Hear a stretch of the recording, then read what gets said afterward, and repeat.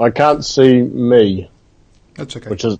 Hello everybody, and welcome to the All Blacks versus France post-match reaction. It is 52-11 was the final score, and I'll be honest, this is not one that I particularly want to talk about. Hi, I'm Paul, the guy behind DrivingMaul, your best place for rugby opinion and predictions. And unfortunately, this is going to be overshadowed by one incident, which is a shame because it was looking like a very good game. But to join me to talk about it is Ryan. How are you doing, sir? Yeah, not too bad. That was a pretty hectic sort of final half an hour for me to try and keep up on Tribe, but my fingers have got a good workout, and I'm looking forward to having a chat about the game. Yep, and sorry, you said you couldn't see yourself, and you've got yourself far too low in the actual. There we go. That's much better. Yeah, cool. Sweet. Now, all sweet now. So yes, let's. Should we deal with the elephant in the room first up, or should we start from the beginning of the game? Do you think? Oh, it's up to you. I mean, okay. we're going to have to talk about it at some point. So, we are, so let's get it out of the way then. I thought the ref was having a good game up until about the 50th minute. Yes, there was an offside knock-on in the first half that he missed, but on the whole, he was having a good game, and it was refreshing also to hear a referee talking in English and French, I found.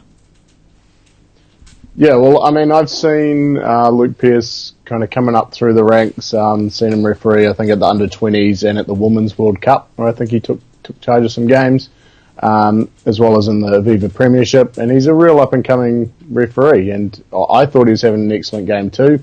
His first test match between two Tier 1 sides, so a game that, you know, he probably would have been under a little bit of pressure coming into, but yeah, that first half and the first 50 minutes, I thought he was doing an outstanding job. He took no rubbish from Aaron Smith. You know, he put him in his place, which not every referee has done.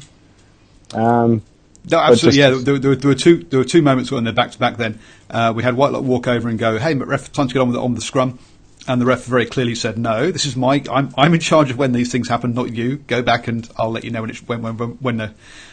he's ready."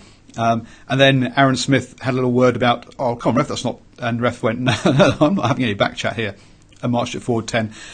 And that did. There was noticeably a lot less chat to the ref in this game than we've seen others, and that was why. And I think that was very good of him.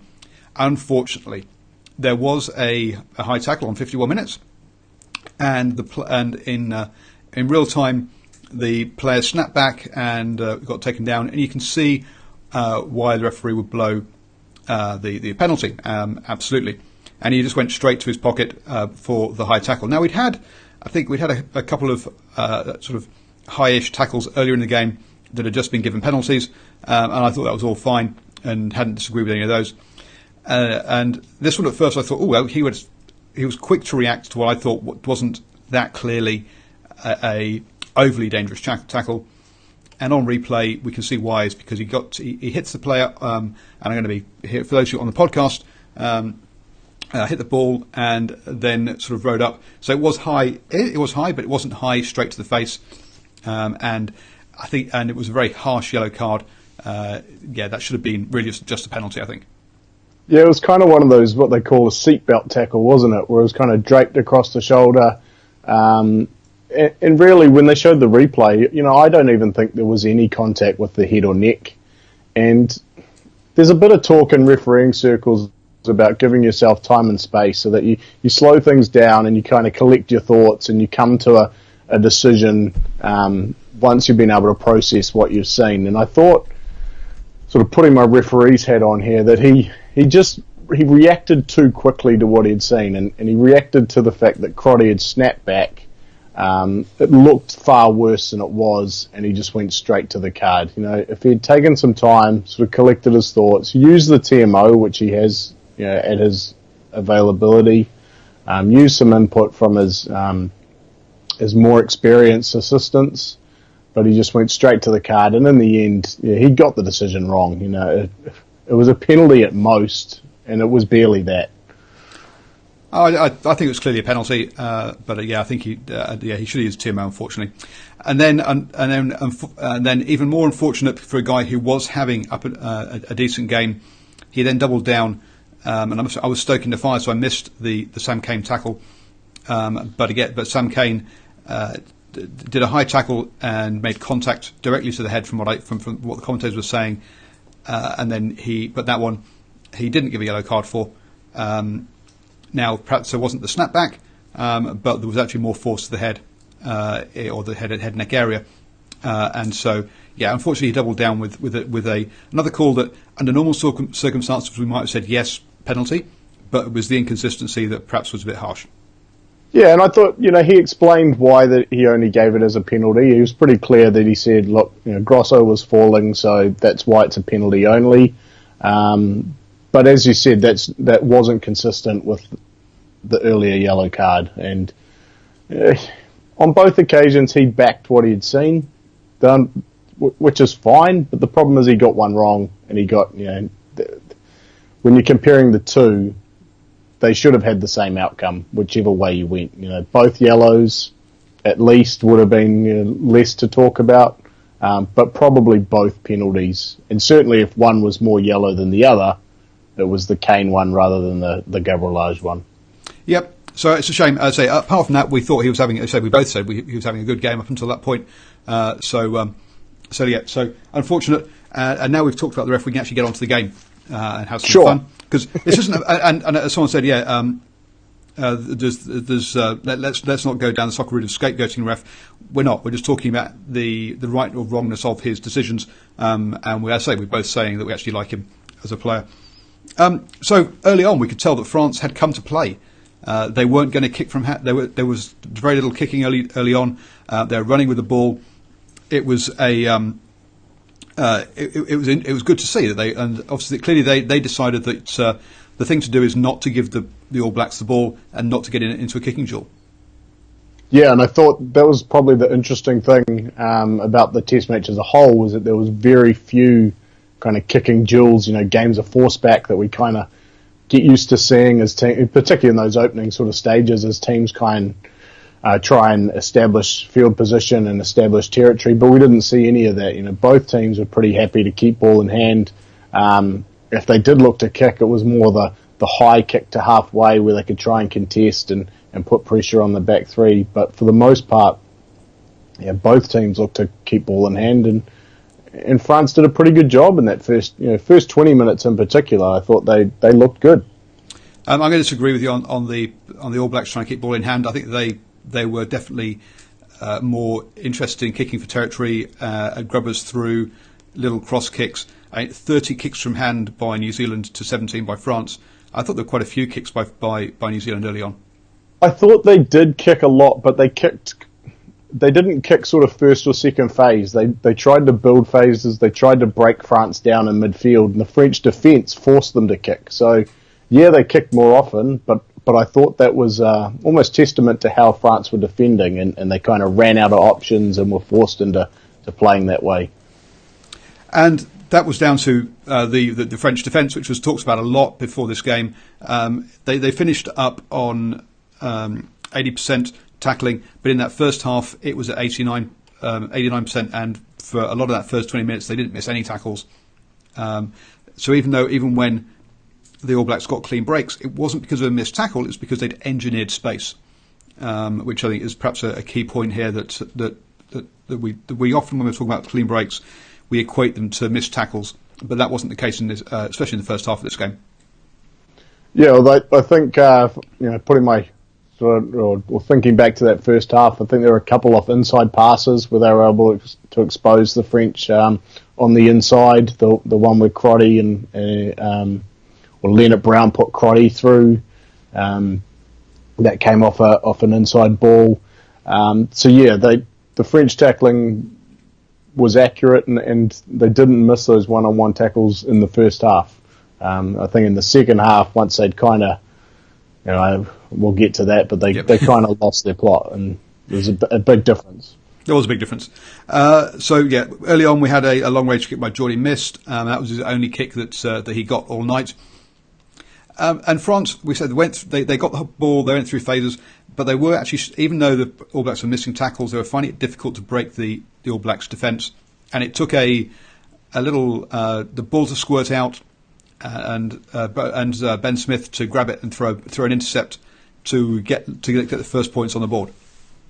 Yeah, well, it kind of came on the back of a little half break, but again, a half break off scrappy play where the ball sort of dropped kindly for Teddy Toma, and he was able to bust up over halfway. And then when they came wide, the All Blacks had regrouped and really should have won the turnover, or did win the turnover, but Ben Smith's effort to kind of quickly launch a counter gifted away a try, and it was well taken. And you've got to say, 9 times out of 10 that comes off, and Geordie's galloping down the pitch. So yeah, it wasn't the wrong call. It was just got it. He just didn't spot the defender, and got the timing wrong. And as you say, yeah, it was scrappy play. There was another time when a prop tried to kick the ball. He got charged down, and then someone else picks it up, and they got a little break. But it was those scrappy things that it took to break down the All Blacks' defence. Even though the All Blacks were missing tackles, that was more from rush-up defence style. So whilst their percentage looked bad, their scrambling defence, they weren't allowing clean breaks, which I thought was very key in that first half.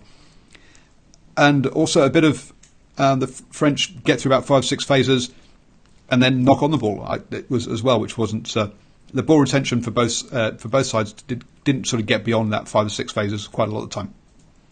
Yeah, and I think if you look back across the game as a whole, there was very few opportunities for France to sustain pressure inside the 22, and the sort of 2 or 3 times that they did get down there, it inevitably ended with a handling error.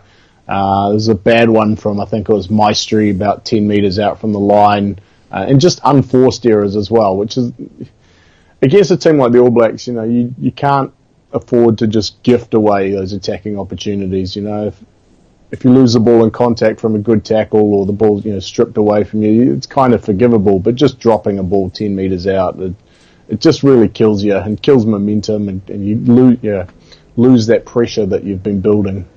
Yeah, you do need to get those to take points when you get down there to keep that scoreboard ticking over. So obviously at 5 points, it went to 3-8 with the march back of Aaron Smith, which we've talked about, and then Scott Barrett managed to get his hands free in the tackle, give it to Geordie Barrett, who good break, and then Beauden Barrett goes over in the corner. Yeah, it was. I was almost expecting a fourth Barrett to pop up at some point. They were all over the place. No, they're not the Whitelocks who have 5. Was it 5 of them played for Canterbury in the same game team or something at one point? But anyway, there is a fourth Barrett brother who played a little bit of first class rugby, but kind of not the same level. But I thought something that the All Blacks did quite a lot was guys running off the shoulder of people going into contact, and that was one occasion where Scott Barrett got the arms free, and there's Geordie, right off his hip. And I think that was probably a way that they had targeted opening the French defence up, because if you're just going to try and bash through one-on-one, it's not going to work. We've already talked about how well they tackled, and the way to break them down, it looked to me like they deliberately looked to offload and looked to have guys running those support lines. And that one paid off, and good patience too, I think, from Crotty after he was chopped down like 5 metres out by Toma, but I was able to find the support, and just too many numbers in the end. Yep. And there was another try, but it was disallowed because Aaron Smith did a fantastic blocking run line, and whilst the commentators were trying to explain how the reason that he was running that line was because that's where he expected the next breakdown to be, I think they were being a little bit kind there. I think he quite often will try and accidentally get in the way a little bit, and this time got in the way just a bit too much. Yeah, and I think that's it. There's always sort of guys taking those lines, and part of it is to be a support player, but part of it too is to kind of, if not obstruct, impede those guys coming across. And if you can just sort of hip check him or take him off his line slightly, sometimes you can get away with it. But in that time, I think it was Kamisha who he made the most of it too. Sort of ran straight into the back of him, which was fair play to him because he was obstructed and he probably would have got across to make that tackle. So, and good officiating on that one. Yep, good. That was a good one. And then just before the half time, the All Blacks go and camp in the French 22. They have a 5 metre line out. They then get a 5 metre penalty, and for some reason they take a slow tap penalty rather than changing it to a scrum, which I thought would have been the obvious choice there. Well, I was surprised too that they didn't take the 3 from the original penalty, which I think was like 20 metres out and sort of just to the left of the post. Gift 3, lock the scores up, go to half time at level. But they went for the line out, won that next penalty. We always know that Aaron Smith's looking for the quick tap, but as you rightly called it, the slow one, which was, and I think it was a slow one that he threw to Owen Franks, to kind of bash his way at the line. It was a strange tactic, and even though they got across the line in the end, the French did well to hold Whitelock up and take it to Oranges. Yep, they did, and so it was 8-11 at half time, France leading, and I got a number of texts from friends at the game saying sort of, we're a bit concerned, how do you see this going? And my response was, yep, France will tire in the last 10 and New Zealand will win it by like 3-5, a tight game. So that was my half-time prediction. So clearly I went wrong, and immediately, as soon as the second half started, we saw there was a different tactics by the All Blacks. In that first half, all the restarts were short, contestable restarts. As soon as we come into the second half, the restart is kick deep, and we're going to pin France in their own 22. Clearly, there was coaching tactics were a big thing at half time. And it was a smart tactic because I think France struggled to clear from their end throughout the game. The commentators brought up that Para, is a one-footed player, so if he gets stuck on that right side, he can't box kick because he wants to go onto his left.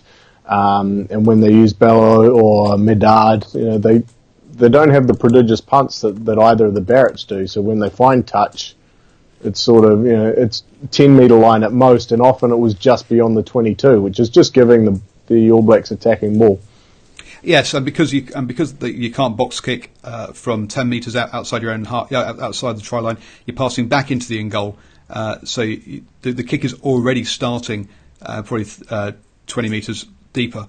Correct. So you're not. They never kicked beyond their own 22. We saw a moment in that second half where Beauden Barrett picked up the ball about his 5 metre line and cleared it, and suddenly it was halfway, and that difference was marked. I think we'll go for rather than marked. And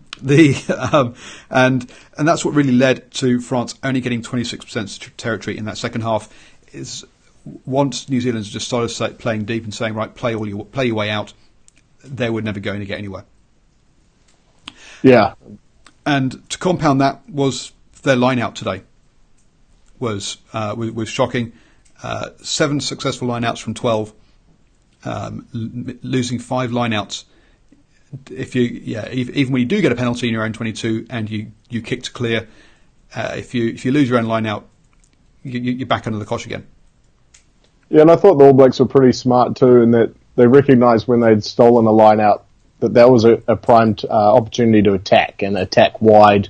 So you obviously got those 10 metre buffer, 20 metre buffer between back lines.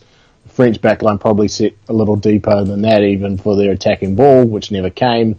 And so you saw that straight away, as soon as they'd steal a line out to go wide, try and get the wide men into some space, and Ben Smith and Rieko Ioane. So concern I think for France if they can't get their line out ball right. And I thought it was interesting too that the All Blacks competed with a number of different jumpers. So, guys like Squire, I think he stole 1 or 2. Luke Whitelock as well as the locks. So really being able to figure out the French line out and compete and steal possession.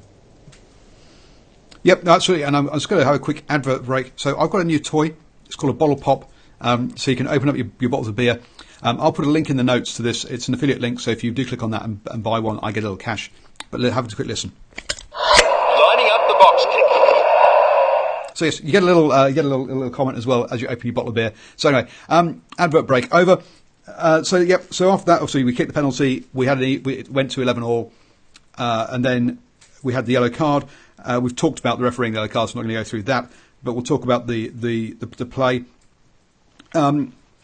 Basically, the All Blacks pressure the French line. They hold out for a couple of times, and then a grubber through, and Cody Taylor, lovely pick up and put down the kind of new age hooker skills out in the wing. I thought he was outstanding tonight, Cody Taylor. He'd probably be my man of the match. He was everywhere, and I think the kind of wide open nature of the second half really suited him, and that was kind of an example of that. A little bit disappointed with kind of the urgency that Teddy Thomas showed getting to the loose ball. It just seemed that Taylor was a bit hungrier for it, and but yeah, good skill to get there and finish it off. So let's be honest, Teddy Thomas, a guy who likes to have the ball himself and run forwards. He's not the most. He's not your defensive winger. He's definitely your attacking winger. So that's not a. So I'm not. That doesn't overly surprise me, really. We then had a quick line out. So clearing ball. All Blacks take a quick line out. They have something like 6 players deep, ready for that kick, which is just crazy number. Clearly, they knew the kick was coming, and hands all the way across. Crotty shows wonderful strength out wide to stay in the park. Pass it inside, and hey, we're over for another one in literally 4 minutes later. Yeah, I think it was kind of strange how the ball ended up in touch on halfway, because the All Blacks had gone high from the restart, not claimed on halfway, and then Aaron Smith puts in a second kick to basically flip field position from 122 to the other. So when France scrambled back and then cleared a halfway, that's where the All Blacks were still stationed from the first kick. And I thought there was a real clear strategy once the French had lost the player to then basically up the speed and up the tempo, and that was an example of it. Quick throw, shift it to the opposite side of the park, and as you said, Crotty made the try, and then it's just support, and the numbers are back on the inside for Ben Smith. Then we had Kane's side shot, which we discussed, but we also had a clash of heads as well. Now, Sam Kane goes off about 3 or 4 minutes later for a HIA. I'm sorry, but if the referee says stay down, relax, immediately go off for HIA.